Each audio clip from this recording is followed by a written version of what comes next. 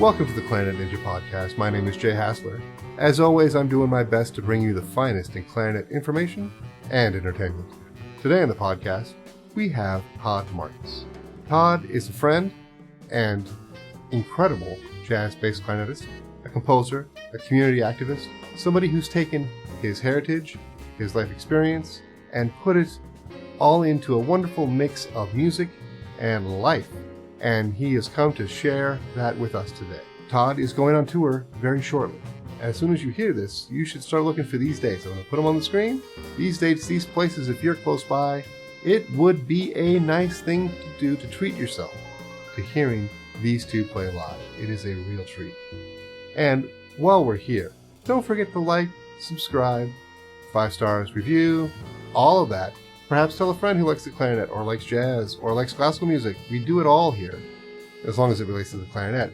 And you can find links to Todd, his nonprofit, Intersections of Change, to all of his music, to everything about him. And you know what? You can find some stuff about me, too. If you are an adult clarinetist looking to accelerate and amplify the fun in learning the clarinet, Clarinet Ninja Dojo has a place for you, whether you're just getting started, whether you're making a return after a long time, or if you've been playing pretty seriously for a number of years. We've got something for you. And it's a wonderful way to learn the clarinet, have a good time doing it, and get some really, really good support and instruction. I got you. All right. No more talk, except for when we're talking to Todd Marcus. Todd Marcus, welcome to the show. How are you? Doing good. Good to be here with you. I want to make sure that everybody that follows me and listens to my stuff knows about the bass clarinet and specifically jazz bass clarinet. And what better person to speak with than Todd Marcus? What's your origin story? I started, actually before the clarinet, my mom had my brother and I take piano lessons at a Yamaha school. And then when we were in the 4th grade, that's when our school started, give kids a chance to start on instruments. And I picked the clarinet. And so that was the instrument that I began with as a horn, and played that all through elementary school and high school and then into college. And it was in college that I finally got a chance to mess around with jazz, and I met a friend that gave me a record by Eric Dolphy, the great multi-instrumentalist and bass clarinetist. And I heard that and I thought, oh boy, right now as I'm trying to figure out jazz, everything I play sounds like I'm a bad Dixieland player or something. But that bass clarinet had just a much, to my ears, a much broader range of the sound, the tone, the depth. And so that's why I said, okay, then that was 1997. And I went about getting a bass clarinet and then made that switch. The most obvious comparison, and I think that's something that I'm sure you'll agree with this. In the comments of videos I watch of yours, Eric Dolphy comes up a lot, because I think that's our only point of context most of the time for a jazz bass clarinet player. He's definitely the godfather of the instrument. I mean, there were people that were playing it always in big bands, it's been used as a double. Saxophone players will pick up their flutes or clarinets. Very commonly, the baritone saxophone player in a big band also doubles on bass clarinet. And so you had that, over the big band days and everything, but you very rarely had someone playing bass clarinet as a solo instrument until Dolphy does it. And even the stories about when he was playing with Mingus and he brought that in, and Mingus didn't want any part of that. He said, no, get that out of here. And Dolphy was persistent and brought it and kept doing it. And then he won over Charles Mingus with the bass clarinet, and that became, and it was like he's a cult leader almost, at this point, because of him introducing it and because of his playing being so unique. It's had a stamp on everything that's followed. Now, you don't have to play like him, but you know about him. You probably have most of his records. You checked it out. That was the gateway to the instrument in jazz. So that's significant. When I first heard you play in Denver, at the convention, like, it really struck me that you're playing the bass clarinet, and that is, in a lot of ways, the only similarity I hear between you and Dolphy, because your music is based in something completely different than what he was doing. So from an artistic standpoint, same instrument, but an incredibly different statement for sure. I don't. Is that an accurate? Is that something that you feel? It is, and it makes me think about something that the clarinetist Don Byron said in an interview that I remember reading years ago that really kind of paralleled my feeling, which was it was I think it was a Don Byron was being interviewed in Downbeat magazine and one of their blind listening tests. And so for folks that don't know that they put on a different artist and the guest has to say, oh, this is the person this year, this recording. Well, they put on some Eric Dolphy and he said, yeah, that's Dolphy. And then he went on to say, uh, that's not that's a whole world unto itself. He said, like, there's probably some tribe out there somewhere that's just like a Dolphy cult tribe. It's just so unique, so strong, so powerful that either you are going to embrace that, and as a result, people hear you and they're going to say, oh, yeah, he's doing that Derek Dolphy thing, or you're going to have to step away from that and do your own thing. And so I feel like that's very accurate. I bought all of Dolphy's records when I was getting into the music because that was one of the few examples that was out there. And so you study that, you learn that. But for me, it was definitely, as you said, I found I wanted to go in my own direction. And really, as far as players, John Coltrane was more of an influence playing wise, content wise than Dolphy was. But because of him being that OG on the bass clarinet, that still holds a very important significance.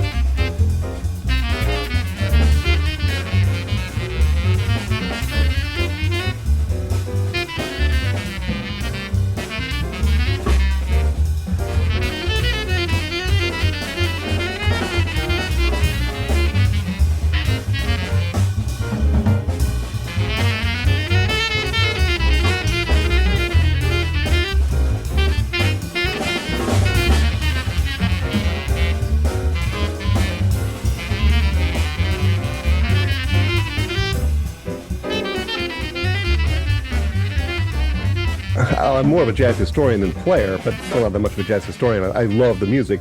I feel like Eric Dolphy came out of a tradition, I can hear the roots of where he came from, but I can't conceive of taking from where he left things to another place. I feel like he grew as a branch that came off the tree, but it's almost impossible to then take and make something more out of it. What he did was so spectacular and it was really different. Not so much because he was playing the bass clarinet, he sounds really different on the alto as well. On the alto, I can feel it rooted more in Charlie Parker than on the bass clarinet, where it just sounds sometimes a little bit bonkers to me because the range is so big and what he's doing with it is so crazy. Yeah.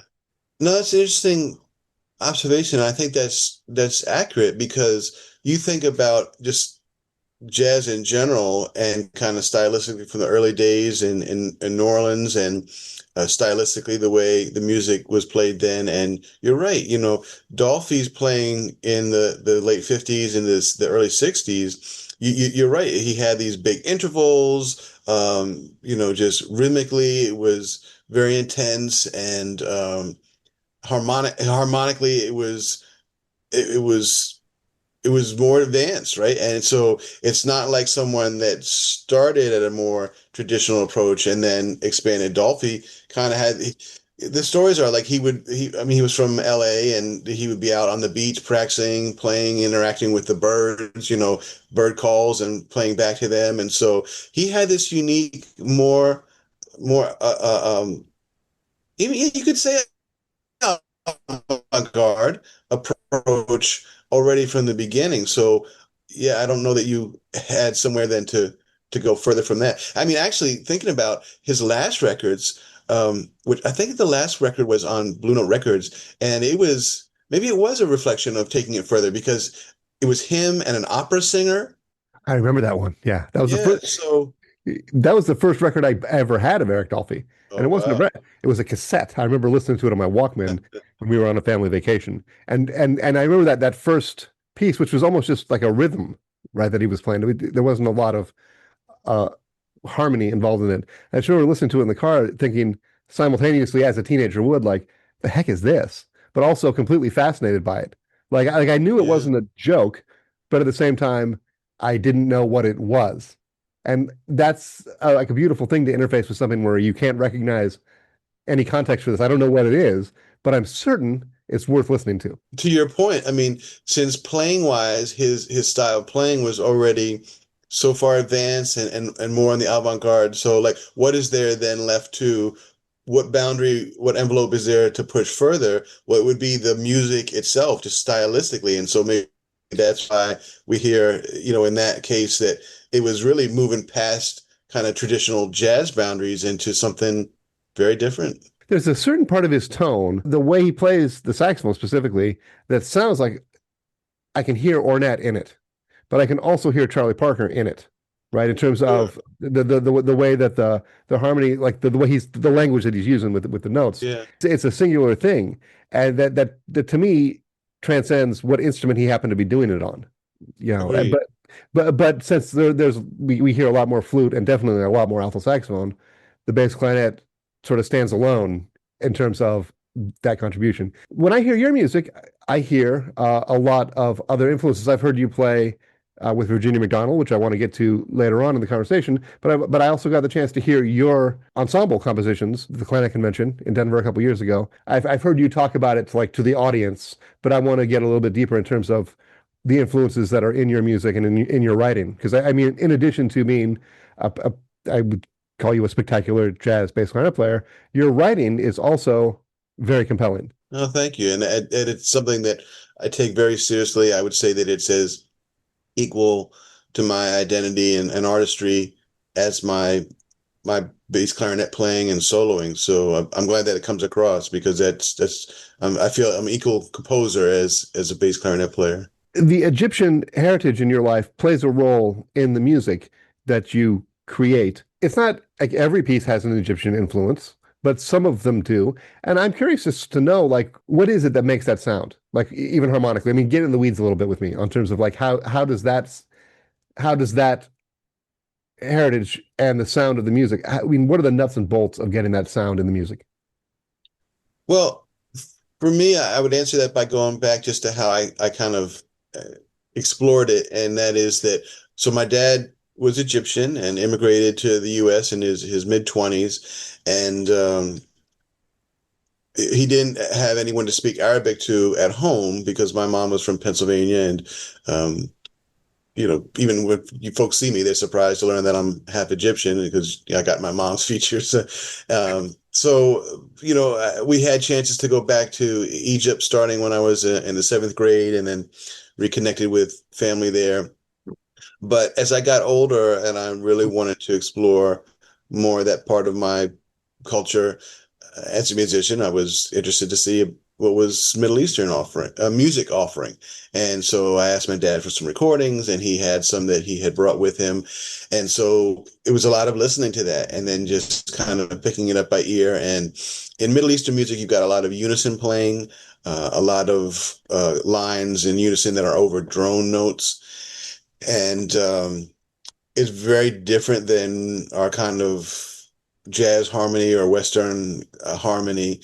I say they're almost like oil and water because you try to merge the two and they kind of dilute or they don't want to mix so well. A lot of times I found that if I would try to put some of that Middle Eastern lines over top of some jazz chords, it lost its potency versus if you just had it by itself. And so it was a lot of experimentation to figure out how could I make it work with certain harmonies and figuring out different in Middle Eastern music, they're called maqams. They're basically what we call scales. They call them maqams, and there's a quarter note system versus our half note intervals. And while I'm not doing quarter note fingerings, I haven't worked that through, but I did figure out an approximation of some of these Middle Eastern scales, and it's been a lot of work of getting that under my fingers, getting that in my head, getting it in my ears, so that when I'm either playing a solo or when I'm writing, I can incorporate it. And then you hear that identity and that sound coming through. Now, when you're talking half note and quarter note, you're talking not rhythmic divisions, but divisions in terms of. Sorry, if I Yeah. not half note or quarter note, but half tones or Okay. quarter tone Right. Okay. intervals. Yeah. Yeah. So just want to make sure I So was in intervening. between R C and C sharp, there is a pitch halfway between those two that would be essentially a quarter tone. Right, but they wouldn't call it a quarter tone because they're not thinking of it in a half step to begin with. So it's not really a quarter of anything to a Middle Eastern musician. It's just Right, that's part of that maqam, that yeah, scale. Yeah. right. What I saw, just to give full context, was a bunch of people who I'm sure are really wonderful musicians. Well, I know they are. I heard them play in Denver, and so you hand them your charts. Is there anything in the charts that require them to do anything that's a non-Western concept in the performance? No, they just have to read the music, and again, I have not worked out for myself the quarter tones, and I don't have that in the charts for them. So, I wanted to be stuff that was could be reasonably performed by anyone here in the U.S. So, Right. easy enough for anybody to read and play down. It's important that when you put music in front of people that they don't have an unwanted challenge, right? But that's not necessarily to protect their feelings, but that's just to get a good performance, right? I mean, to get the music to sound Yeah, like I what mean, people are and feeling. it allows in that setting where here in that performance in Denver, where it was not an option for me to bring my own band. It Right. was musicians that were based there, wonderful musicians. But I got to be able to send the music and for them to be able to play it. Now, by contrast, there's a wonderful trumpeter named Amir El Safar. He's based in Newark area. And his family comes immigrated from Iraq, and he's done wonderful work, also combining Middle Eastern music and jazz. And I think whereas my music falls more on this side, it's that split, but leans more towards the jazz side. His is that split and leans a little more to the Middle Eastern side. And his band, I think, they are incorporating definitely the quarter tones, and so that's something that I suspect that it would not be an option for him to have just like a pickup band somewhere, because I think a lot of those pieces of his are definitely contingent on those musicians needing to be able to do quarter tones, and then that's just a whole unique skill set.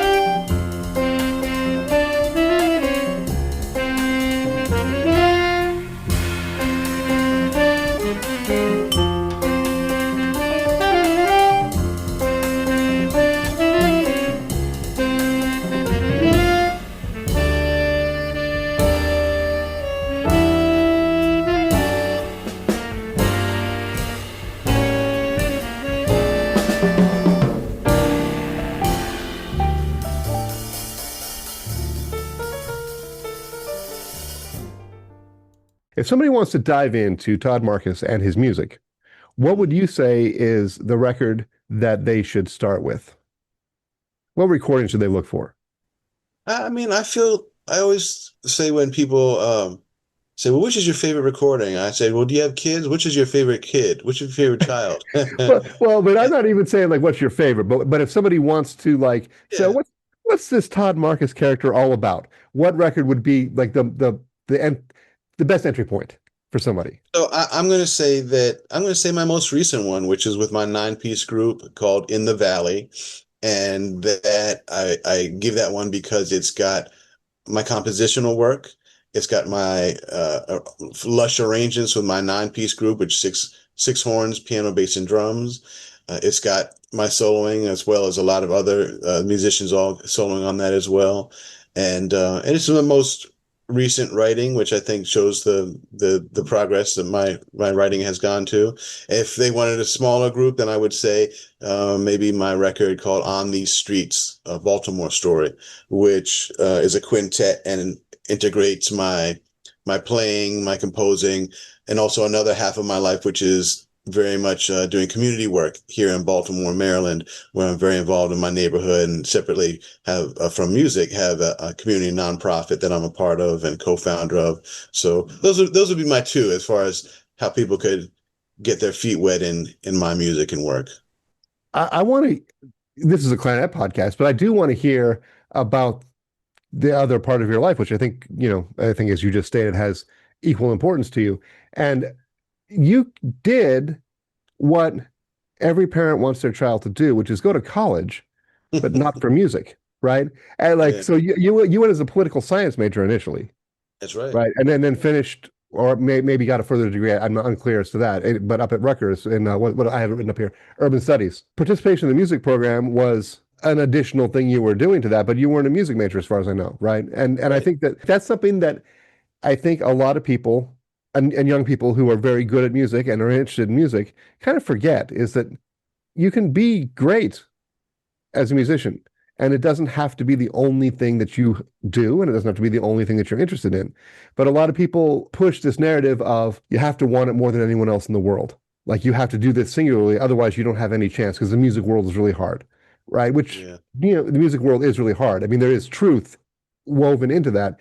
And I think that it probably is helpful to not do anything else. But at the same time, to be a fully formed human, it's really good to have some other interests, but even more than other interests, other passions. And so I'm taking you and I actually haven't ever really talked about this very deeply, but I'm interested to know. And I read about a Pastor Harris. Is that right? Am I remembering this right? That Yeah. you got involved with and really triggered what was become like a very, very important thing to you. So I'm going to sort of give that vague framework and ask you to fill in every gap that we need to completely understand what's up. Yeah, I grew up in New Jersey and then came down to Baltimore to go to college, and I was studying political science. My dad, was a teacher, a brilliant historian, um, and he would always have videos on, historical videos and just I got interested in that kind of stuff and I was studying political science. And then at the same time, I was still doing music. The college that I came to in Baltimore was called Loyola and had a smaller little music program. And I was playing all the classical stuff at that point, the Weber and the Mozart concertos and all that kind of thing. But it was a chance where then I was able to play in the jazz band. In high school, I had been turned away. They said, no, the director said, no, you have to play saxophone if you want to do jazz.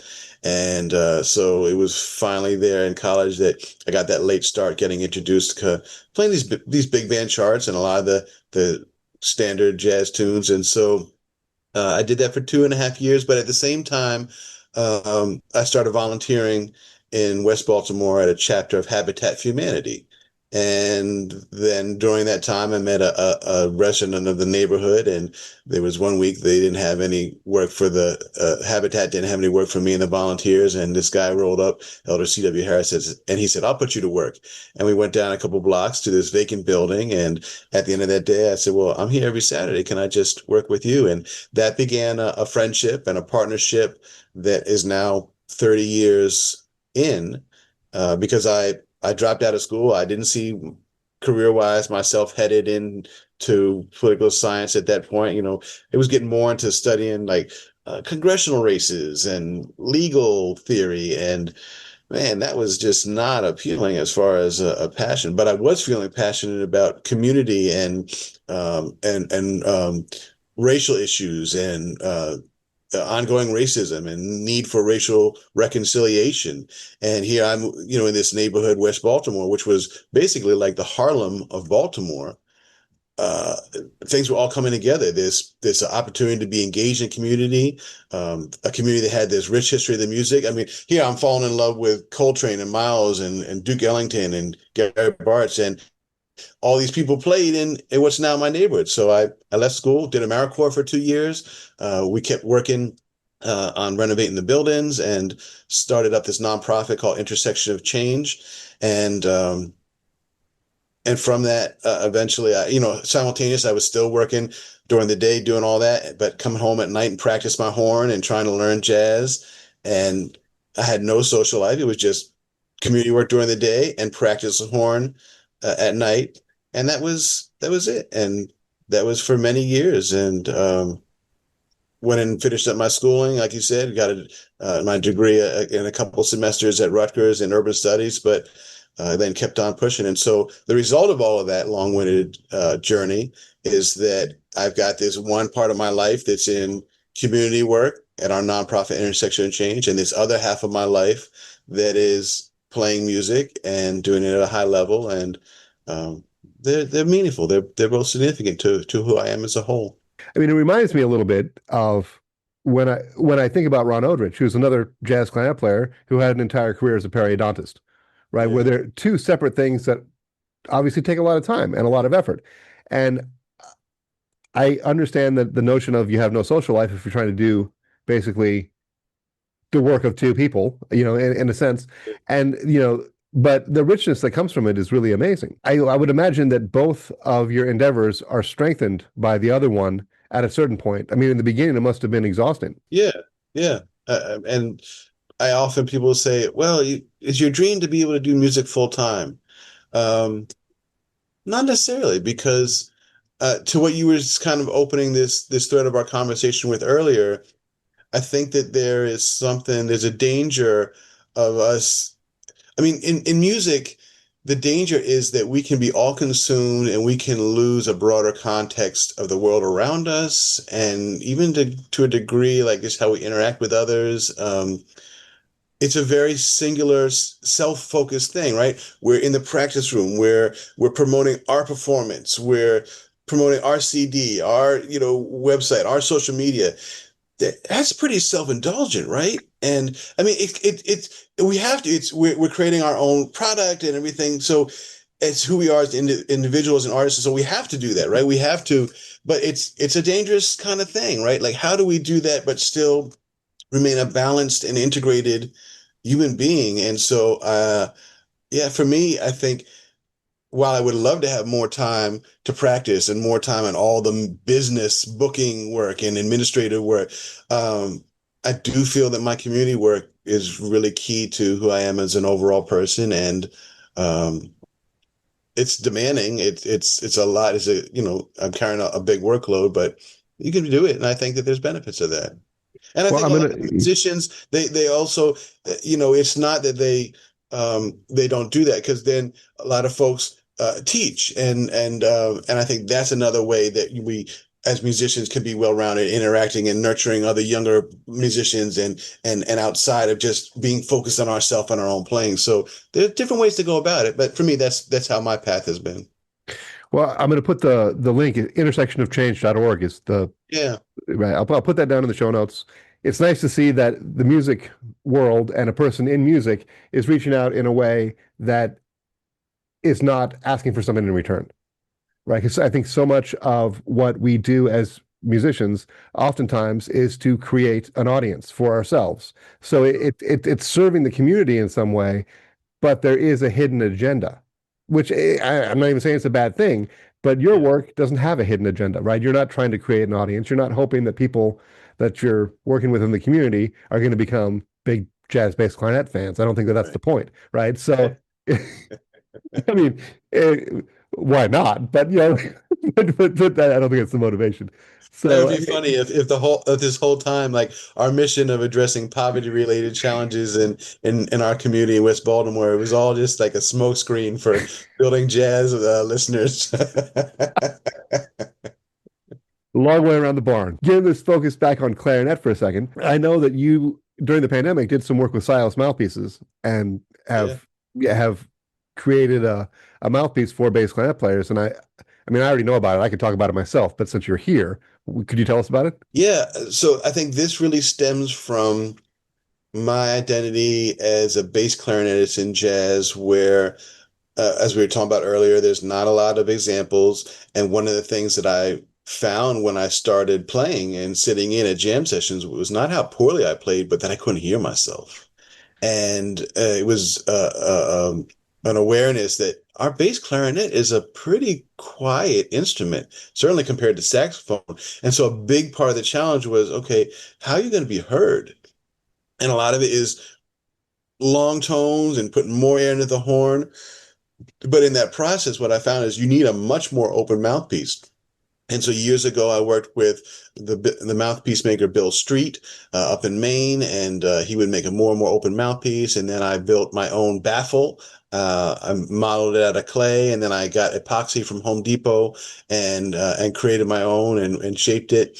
Um, but one of my projects during the pandemic was, okay, I'd like to see, and I had a very bright tone, a very driving tone, which has been crucial for me to be able to hang in there even when the drums are louder and faster tempos. But I made some changes during the pandemic. I bought a new bass clarinet, and I wanted to get a little more of the traditional warmth in there. And so I'd been seeing the Sios mouthpieces, and I said, like, what's up with all these Skittles looking mouthpiece colors and everything? And then when I learned, I thought it was just a weird gimmick, but then when I learned that they were 3D printing them, I was fascinated because I thought, oh, this is going to be an opportunity to look at some options that are not necessarily available through traditionally constructed mouthpieces. And their founder, Paulina, is got a background in engineering and acoustics.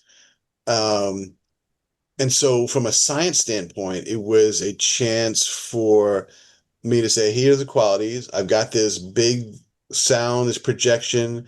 I want to get a little more warmth back in here. What can you design that will achieve this mission? And so we had 18 months back and forth, where they sent me different prototypes and I would play test them, give them feedback. And finally we got to the end, which is this Todd Marcus signature mouthpiece. And it's something unique. I think that when you look at what's available for bass clarinet players and to this kind of unique task of playing in jazz, or if you're, I mean, there are people that play, people play in rock settings. Our bass clarinet has got this broad kind of scope and usage these days. So that's a journey and what the mouthpiece that resulted in that was something different that allows people to be able to hang in there in these settings that would normally just be like default. You got to go and play the saxophone in order to be heard. It does make sense to me that there was not a wide range of mouthpieces that are suited to what you wanted to do, because there's not that many people historically. I think you're right, now things have changed, but historically that wasn't a big market. And it would seem to me that the R&D process with a traditional hard rubber mouthpiece would take longer and be more expensive than in the 3D printing world. So it's amazing to like really leverage that advantage to be able to get a product that does fit. I mean, yeah, there's never going to be as many of those sold as a 5RV Lyre, right? Because the 5RV Lyre is something that can go to tons and tons of people. But it's really nice when somebody wants something specific that someone has taken the time to make it. I remember again in Denver, talking to you about that mouthpiece and then hearing you play. Because when we first met, like you were talking about the mouthpiece, and I had the same response to the multicolored, marketing, because it seemed like they were just sort of selling something that wasn't legit. But then, hearing you play on it, it's more than clear that it's a legit thing. What color is your mouthpiece? So here's the thing. I mean, again, props to Pauline Ivino, who is the founder of the company, and again, this expertise she's got her doctorate in acoustics. But I think that the colors stuff is a brilliant marketing thing, right? Like you see that and oh, it's one of these mouthpieces. Yeah. Now, your question, I am not comfortable playing a banana yellow mouthpiece. And I think props to them again for their strategy, because if you are an artist that designs your own signature mouthpiece with them and they're putting that on the market, you cannot get that in black. You can get some black mouthpieces from them, but they will not let you get that in black. And I assume that that's because they want it to be known that this is a signature. Hey, we're going to take the time and create a mouthpiece in partnership with you. We got to make sure it's identifiable. So, Right. so in answer to your question, I've got my my blue one. I got a little. I put a little red mark on it so that you Right. can see it as. I've got a gray one as well. But I'm not going like cherry red or purple fuchsia or banana yellow. I'm keeping it a little more toned down, a little more conservative. I completely agree with you. I can't play on a non-traditionally colored mouthpiece. I inhabit a world that's much different than yours, because like when I go to work, I'm not really supposed to be like, I'm one of a lot of people that could do it. On Broadway, the point is not to stick out. Right? You don't want to stick out. And even in the orchestral work that I do, I mean, you're one of many, you're one of a large group, and the idea isn't to draw attention to yourself in that way. But when you are leading the group, you can play. Your mouthpiece could be, neon, because Yeah, I mean, your name's on the ticket, right? So I feel like you if you felt comfortable, you could do it in a way that wouldn't be ridiculous. I feel like for me to play on a bright red mouthpiece or a yellow mouthpiece I'd be attracting a lot of attention. And anytime anything was weird, it would be because of that. Well, it sounds weird because yeah, of that yellow mouthpiece. To a violinist in the middle of the section, they would not stop to think about it any more than that. So yeah, I totally get that feeling. But when your name's on the record and you're on the marquee, you can play whatever color mouthpiece you want to. But I do recognize the importance of playing dark blue or gray, which is tamping it down a little bit so it feels okay. But the funny thing is now, I mean, it's not just Sios that's got these unique colors. I'm sure you've seen several of the mouthpiece makers now have these ones that are they look like bowling balls, Yeah, right? yeah. I know Brian Corbin's got his own mouthpieces that have that kind of texture. I think your guy Brad Bain has that as well, maybe, if I'm remember seeing that. I don't know that Brad has that. I know Lee Livingood has that. Okay. I know Van Doren has like a marble looking Yeah, it looks like the thing. marble, like a Yeah, bowling ball with like the streak kind of yeah, stuff. Yeah, yeah. I mean, they're absolutely. Well, I was talking to Lee about it at the most recent clarinet convention, and he said that the rubber that is made that way does sound different. Like the different colors have different tonal properties. Um, and I I'm willing to believe that. I'm not saying that that's not true. I have the same concern about playing on where someone's going to look at it and be like, "What's that?" Like I play on a Brad Bain adjustable barrel, which I love it, but it still attracts attention. When particularly not from clarinet players, but from everybody else that doesn't play the clarinet. Oh, what's yeah, that? And then it becomes one of those things. If you sound good, it must be because of that, and if you sound yeah. bad, it must be because of that. And none of it's true, right? The perception is powerful. I want everyone to get some information about the work that you and Virginia McDonald have been doing, including this tour that's coming up. The way that you two play together, it sounds like this incredible, like when you guys play heads together, it sounds like this bizarre giant clarinet, the way that you guys blend. It's like the coolest thing in the entire world. Like, and you don't have to talk about that part of it. That's just me. But talk about the work that you guys have done. I've heard you on tour, and when I went to hear you play at Smalls, I guess that was a year and a half ago, I felt like I was hearing great music that as it stands today is great, but I also heard like a certain kind of stretching that I imagined it was much like hearing music in the 60s, where it was going somewhere. This isn't necessarily, I wouldn't classify it as avant-garde, I don't think you would either, but it had a way that somebody is searching for a sound. Someone is creating something in a way that isn't like I didn't feel like I was hearing you play the same thing that you must have played last night. Like I felt like that there was an authenticity to it and a creative spirit to it that the idea was to play something much different than you had played on any other night. And it wasn't so much like anybody was playing safe. People were doing things that had a real feeling of we're trying to take this somewhere right now in front of you. And it was a really wonderful thing to hear.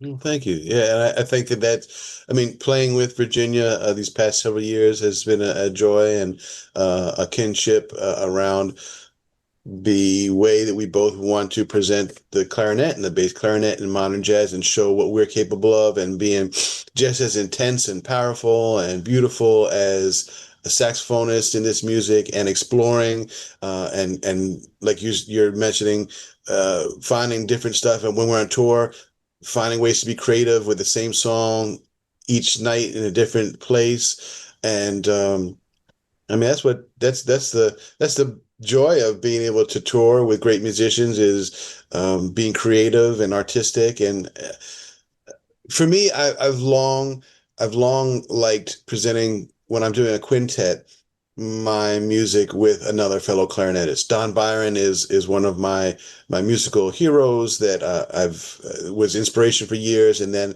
it's over a decade that we've been playing and making music together and done touring, and then Virginia has been another one in that similar kind of kinship. She and Don are very different players, but both beautiful and powerful artists in their own ways. And so, yeah, I love doing that. And we had a tour this year. Well, we've done a lot of playing this year. We were a couple in Baltimore, and then she had us up in Toronto and Buffalo, and then I had a tour where we were in New York and Philly and Cincinnati and Cleveland. And next month we head down south to Virginia and Tennessee. So trying to make as much happen as possible. I've been having good success with it so far. What information do you think could be helpful to people that are not improvisers, that want to become improvisers, or not bass clarinetists, or that are clarinetists that want to play the bass clarinet? What are some things that you found to be helpful, or maybe hurdles that you had in that endeavor?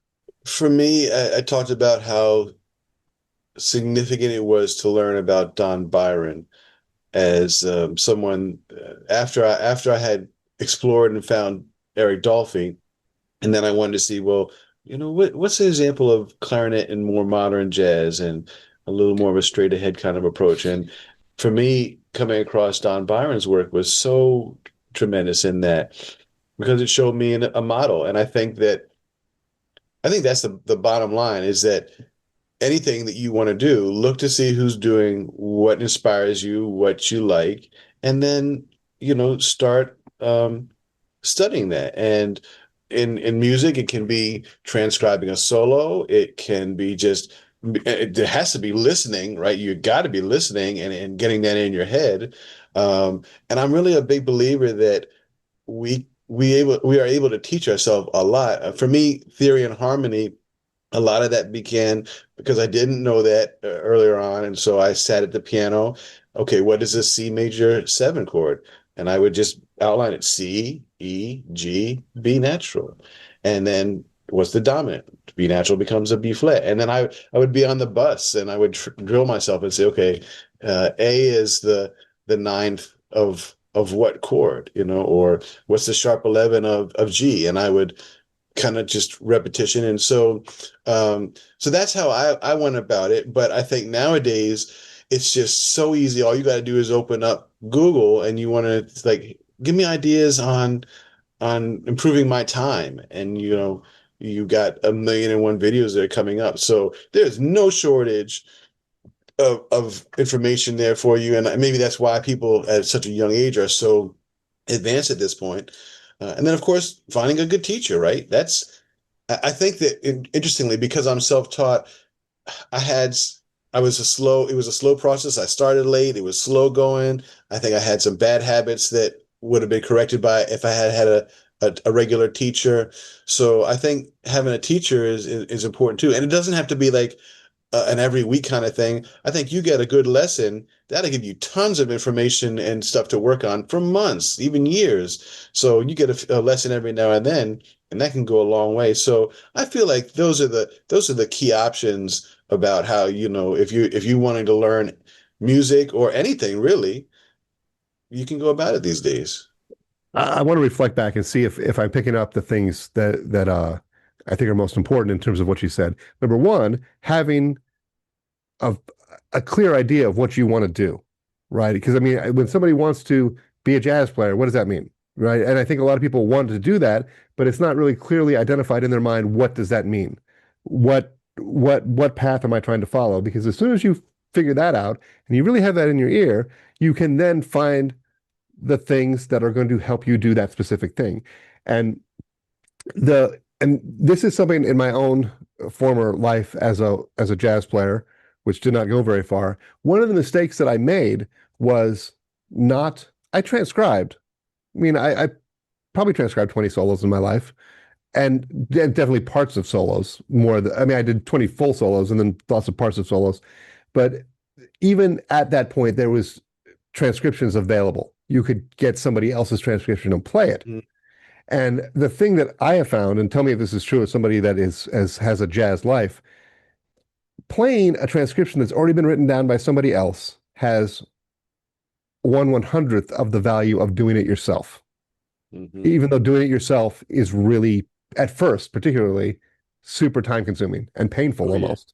Would you say that's a true I mean, I thing? feel like that's a pretty commonly held perspective, and I would say that yeah, you're not getting if you are pulling up a transcription that somebody else has done, that definitely has a lot of information. It can be helpful for being able to study, and if you're trying to analyze something, you have the text there, so to speak. Right, But the value of if you transcribe it yourself is that you're also getting that ear training, right. and that's for us as musicians, that's a very important part of the process. So building up your ears, being able to hear things, and even, maybe even there's a case where just like in this day and age of everything is instant and so fast, there's a certain value in and of itself of just doing something slowly and it like a lot of things you see when you start. I always would find that if I did a different solo, it was slower. Like my brain just had to get up to speed on how Chick Corea plays and frames versus how John Coltrane versus Wayne Shorter but then you get in and it starts speeding up, I would find. So yeah, I think there's definitely value in doing everything by yourself. And then playing it. A lot of folks advocate don't write it down until you can play the whole thing, and now you've really internalized it in your fingers, in your mind. So that probably would fall on that side of the assessment. I mean, when I was studying jazz alto with Gary Foster out in California, he and Lee Konitz were working on an album that they were going to play Warren Marsh solos as the heads of tunes. And so Oh they had to wow. they were transcribing the solos. And this is one of the moments where I thought to myself, yeah, I don't think this is for me. I don't think I have the skill set to do this. When Gary said, yeah, I was really embarrassed the other day. I wrote out one of the solos that Warren played and I sent it to Lee and he found a wrong note in it. And he Mm. said, I hadn't played it before I sent it to him. So I'm thinking to myself, okay, Warren Marsh solos are complicated enough as it is. So even to transcribe that on any level, super hard. But then to do it without playing it, right? To just do it by ear, write it down, and be embarrassed that you had one wrong note in it. I'm like, that's a standard. I don't see myself getting from where I am I can't now. conceive of that. That's above my brain power level to be able to do that just by ear and not be playing it on the horn. So that's amazing to me. Like it's a very specific way of being able to access that information. And then I think that that's actually one of the things that was a challenge for me. The challenge for me in terms of playing jazz was that I was very used to it being eyes first, ears second, and then hearing it back, right? It never really came originally from my ears. And I've been working on that for a long, long time. It doesn't really make a difference in my work life and what I'm able to do in terms of playing the clarinet because I don't have to improvise anything. I can read it. I know what it sounds like when I look at it, and then I can play it. But if I imagine something and then try and play it, it's much, much more difficult for me than if I read it, imagine it, and then try and play it. The wires aren't built right in my head, and I know I could fix it. I'm lacking time, and and a reason, right? Other than I want to, but I also want to do a lot of other things like live an adult life and raise my child and play the clarinet and create Yeah. a system for people to learn the clarinet, talk to my friends on a podcast. There's a lot of things I want to do, so I rarely get to that. And when you rarely get to it, it doesn't get any better, right? I mean, I do spend some time on it, but it's not that frequent, and that can be frustrating. So when you and Virginia do your tours and your have you guys made a record together? If not, you should. We have not yet, no. Yeah, well, We would definitely like to, and she's got a record coming out.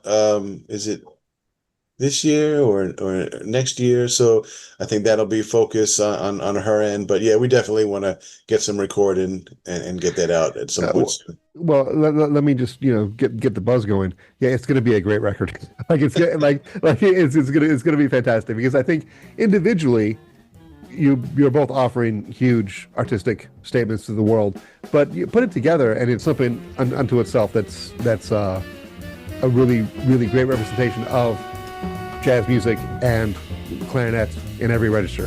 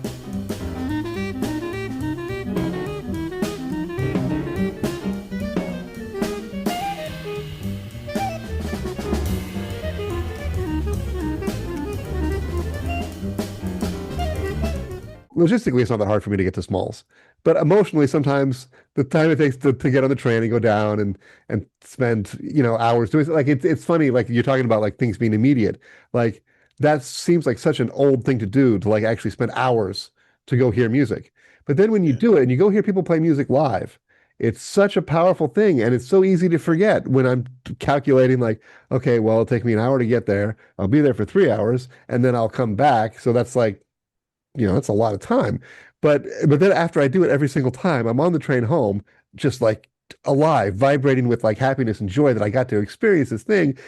And like I can't get myself back into that position enough to then go hear music the next week. Because living in New York City, there's almost always someone to hear. I mean, there is always someone to hear, but there's people I really want to hear a lot of the time, and I don't do it. And it simply is get home from a day doing stuff and then to go back out and spend another hour commuting. It seems like a lot, but it's always been worth it. I've never once thought to myself, I wish I didn't do that. Very, very much the reality. And I think that as we get older, that just is a dynamic that um, gets increasingly difficult that we look back and think like, how when I was younger, how did I have 4 or 5 hours to practice in a day? Like the notion of that now is just, how is that conceivable? And it just, I think it's the reality that we get older, we have different kind of responsibilities, work, income, parenting, managing your household, and so it can be a challenge because in our energy, we start getting older, don't have as much energy, and so sometimes we got to psych ourselves up to go and make that trip down to go to see the venue, go see the show. But of course, what you're saying is that when we do, then we're rejuvenated, we're inspired, and that's important for us as then musicians too. And that having that inspires us, and then maybe you come home and like, I'm gonna get a little time on the practice on my horn, practicing before I go to bed, and so that's important. And I find that even if I'm exhausted and I go out, and it's rejuvenating and refreshing for me to hear live music, and in a way that, yeah, recordings are cool, but hearing live music, that's still, you can't top that. Particularly in today's world, oftentimes we're not even presented necessarily with an entire album to listen to, right? Spotify will just play us, train records from any era. It doesn't really matter to Spotify that, the early Miles stuff is completely different than what he was doing at the end of his life. It's John Coltrane, as far as Spotify is concerned, so it mixes them up in a weird way. And so to hear people making a musical statement, an artistic statement, that is, you are forced to listen to all of it, right? You can't skip anything. You can't move to the next track. You're there and you're in it, and it's so compelling. It really landed with me when you're talking about being rejuvenated by it, because there are so many ways that all of our lives, even if we're just a music fan, we love the clarinet, but we don't play it even, let's say. Maybe you don't even play it. That is still going to rejuvenate you to hear that live experience and be in the room with that particular set of air vibrating, making that sound. It's a special thing. And it's hard to remember how special it is when you can experience it so easily. I've got a nice speaker here. I can listen to anybody play anything with the magic of the internet, but it's not the same. That is a good reminder of that. And I love that you put words to why. Because so few things give back to us in that way as to hearing somebody else play music. Thanks, man. I really appreciate you being here. I've been a fan since the week that I met you and I got to hear you play. And it's been a really meaningful thing in my life to have you as a friend and to see you when you come through town. I don't often get to Baltimore, but when I do, I would like to see that green room in person. And yeah, and thank you for coming on and talking about all this stuff. It's really nice to hear somebody who has forged their own path in their own way. And I feel like what you're doing is inspiring for the world and what you're doing in the community, but also artistically and with the clarinet. It's the bass clarinet. I mean, yeah, it's remarkable. Tell us the dates of that tour one more time with Virginia. Well, folks can go to toddmarcusjazz.com Oh, to get all dates on this upcoming tour in September from the 19th through the 28th. And, going to the website is the place to, regardless of when somebody is listening to this podcast, this video, sure. to see where I'm going to be next and get more about my work. Yeah, no, absolutely. Every link that leads to you will be in the show notes or the description for sure. Because I definitely want people to hear what it is that we're talking about, because it's exciting. All right, I'll talk to you soon, man. Thank you, Jay. Thank you, Todd Marcus. I wish that I were in any of these locations to go hear you play. You and Virginia are doing something fantastic. The next time you're in New York City, I'll be there. To the rest of you, thank you for being here. It means a lot to me that you've taken your time to listen to this, and I hope you loved it as much as I loved it. We'll see you next time on the Clarinet Ninja Podcast.